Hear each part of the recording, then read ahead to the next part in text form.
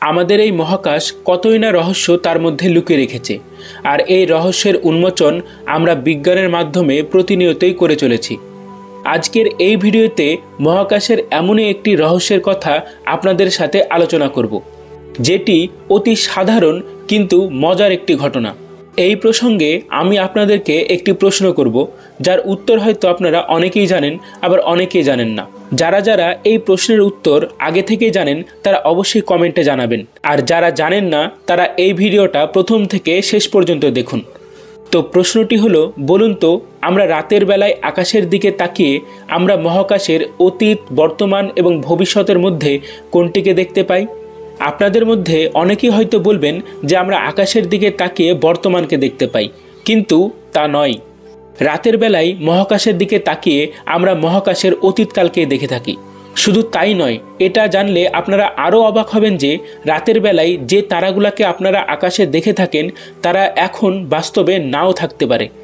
এমনও হতে পারে যে যে তারাগুলোকে আকাশে দেখছেন তারা কয়েক হাজার বছর আগেই ধ্বংস হয়ে গিয়েছে, কিন্তু তার সত্ত্বেও আপনারা ওই জায়গাতেই তারাগুলোকে এখনও দেখতে পাচ্ছেন।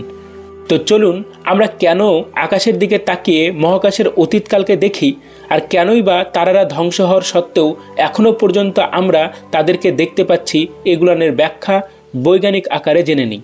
তো এই ব্যাখ্যাটি ভালোভাবে বোঝার জন্য আরেকটি জিনিস আপনাদেরকে ভালোভাবে বুঝতে হবে। সেটি হলো, আমরা কোনো একটা বস্তুকে কিভাবে দেখতে পাই। যখন কোনো একটা বস্তুর উপর আলো গিয়ে পড়ে তখন সেই বস্তুটি সেই আলোতে থাকা প্রায় অধিকাংশ বর্ণকেই শোষণ করে নেয়, এবং কিছু বর্ণ যেগুলাকে সে শোষণ করতে পারে না সেগুলাকে পুনরায় প্রতিফলিত করে আশেপাশে ছড়িয়ে দেয়। ওই বস্তু দ্বারা প্রতিফলিত সেই রশ্মিগুলা যখন আমাদের চোখের মধ্যে রেটিনার উপর গিয়ে পড়ে তখন ওই বস্তুটিরই একটি প্রতিচ্ছবি তৈরি হয়, এবং সেই ছবিকেই আমাদের ব্রেন প্রসেস করে সেটিকে দেখার অনুভূতি জাগায়। এই ক্ষেত্রে একটি কথা মনে রাখবেন যে ওই বস্তু দ্বারা প্রতিফলিত রশ্মিগুলি আমাদের চোখের মধ্যে কিন্তু আলোর গতিবেগে আসে, আর শূন্য মাধ্যমে এই আলোর গতিবেগ হচ্ছে প্রায় 3 লক্ষ কিলোমিটার পার সেকেন্ড।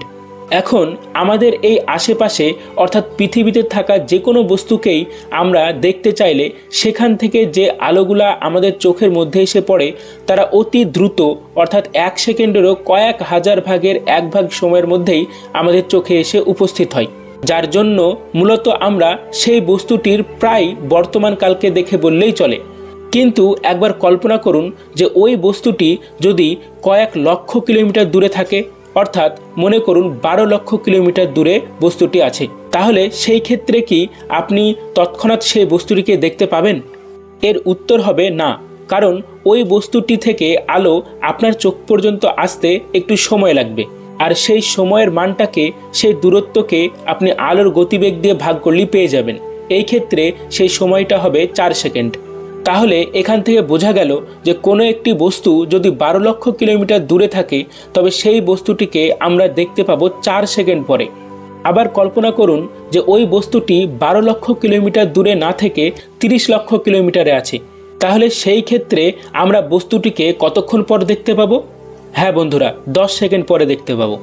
আর এই ঘটনা থেকেই বোঝা যাচ্ছে যে কোনো একটা বস্তু যত বেশি দূরে থাকবে সেখান থেকে ওই আলো আসতে তত বেশি সময় লাগবে, এবং সেটিকে আমরা তত পরে দেখতে পাবো। এর একটি বাস্তব দৃষ্টান্ত হলো আমাদের সূর্য।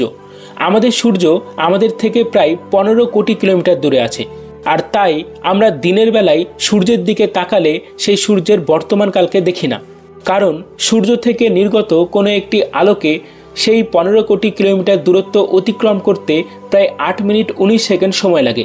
এই ক্ষেত্রে মনে রাখবেন যে সূর্য থেকে পৃথিবীর দূরত্ব এবং আলোর গতিবেগকে আমি আসন্ন মানে ধরেছি। এখন আসল কথা হলো, আমাদের পৃথিবীর সবথেকে কাছের তারা হলো সূর্য।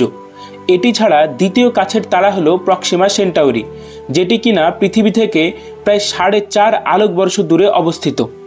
অর্থাৎ প্রক্সিমা সেন্টাউরি থেকে যে আলোটি এখন নির্গত হলো সেটি আমাদের পৃথিবীতে আসতে সময় নেবে প্রায় 4.5 বছর।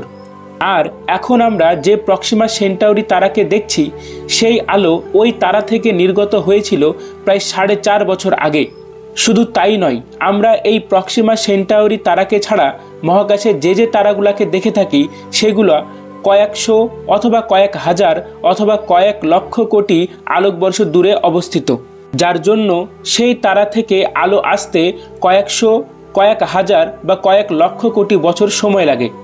আর এই ঘটনা থেকেই বলা যায় যে তারাগুলাকে আমরা এখন দেখছি সেই তারার আলোগুলা আজ থেকে কয়েক হাজার লক্ষ কোটি বছর আগে সেই তারা থেকে নির্গত হয়েছিল। অর্থাৎ বর্তমানে আমরা আকাশের দিকে তাকিয়ে সেই তারাগুলানেরই অতীতকালকেই দেখছি। এখন চলুন আমাদের দ্বিতীয় প্রশ্নের উত্তরটি জানা যাক। মনে করুন কোনো একটি তারা আমাদের পৃথিবী থেকে 10 আলোকবর্ষ দূরে অবস্থিত। অর্থাৎ সেই তারা থেকে যদি এখন একটি আলো নির্গত হয়, তবে সেই আলোটি আমাদের পৃথিবীতে আসতে সময় নেবে আগামী 10 বছর।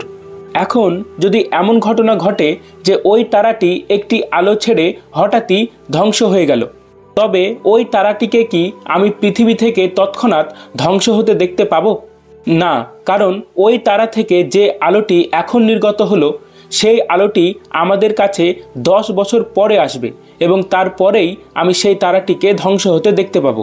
অর্থাৎ যে তারাটি আমাদের থেকে 10 আলোকবর্ষ দূরে অবস্থিত সেই তারাটি এখন যদি ধ্বংস হয়ে যায়, তবে ওই তারার ধ্বংসটাকে আমরা আগামী 10 বছর পরে দেখতে পাবো। আর এই 10 বছরে ওই তারাটি বাস্তবে না থাকলেও আমরা কিন্তু আকাশে তাকে দেখতেই পাবো। আর এর জন্যই বলা হয় আমরা বর্তমানে মহাকাশের দিকে তাকিয়ে যে তারাগুলাকে এখন দেখতে পাচ্ছি তারা বাস্তবে এখন নাও থাকতে পারে। আশা করছি এই দুটি ঘটনাই আমি খুব সহজভাবে আপনাদেরকে বোঝাতে পেরেছি। তো এই মজার দুটি ঘটনা আপনাদের বন্ধুদের জানানোর জন্য ভিডিওটি অবশ্যই শেয়ার করবেন, আর ভিডিওটি ভালো লাগলে অবশ্যই লাইক করবেন। তো দেখা হবে নেক্সট ভিডিওতে। ততদিন ভালো থাকবেন, সুস্থ থাকবেন।